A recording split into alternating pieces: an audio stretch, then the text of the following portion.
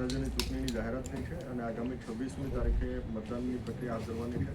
ત્યારે તાલુકા પંચાયત, જિલ્લા પંચાયત અને મહાનગરપાલિકા અને નગરપાલિકા આ તમામની વડોદરા જિલ્લા અને શહેરમાં ચૂંટણી થવા જઈ રહી છે. ત્યારે હું મતદારોને અપીલ કરું છું કે આપ સૌ મોટી સંખ્યામાં મતદાનની પ્રક્રિયામાં ભાગીદાર થશો. સવારે 7 વાગ્યાથી લઈને સાંજના 6 વાગ્યા સુધી મતદાનની પ્રક્રિયા હાથ ધરાવવાની છે. આમની અંદર આપણા ખાસ કરીને તાલુકા પંચાયત અને જિલ્લા પંચાયત એમની અંદર આપણે એક મતદાન કરવાનું છે. જ્યારે નગરપાલિકા અને મહાનગરપાલિકામાં આપણે 4 મતદાન કરવાના છે. એટલે આપણા ઈવીએમની અંદર આપણે 4 બટન દબાવીને પછી રજિસ્ટરનું બટન દબાવવાનું છે. એ બાબત ધ્યાનમાં રાખીને આપણે મતદાન કરીશું. સાથોસાથ આપણે મતદાનની પ્રક્રિયામાં જે ડોક્યુમેન્ટ્સ લઈ જવાના હોય, વેલિડ ડોક્યુમેન્ટ છે. એની અંદર આધાર કાર્ડ અને અન્ય ડોક્યુમેન્ટ્સ આપણા જે છે નિર્ધારિત કરેલા, નરેગાનું આપણું જોબ કાર્ડ હોય, આપણો પાસપોર્ટ હોય અથવા અન્ય ડોક્યુમેન્ટ્સ જે નિર્ધારિત કરેલા 14 જેટલા આપણા અલગ અલગ ડોક્યુમેન્ટ છે. એ ડોક્યુમેન્ટ્સ પણ આપણે મતદાનની પ્રક્રિયામાં સાથે લઈ જઈશું. મતદાર યાદીમાં નામ આપનું ચકાસી લઈશું.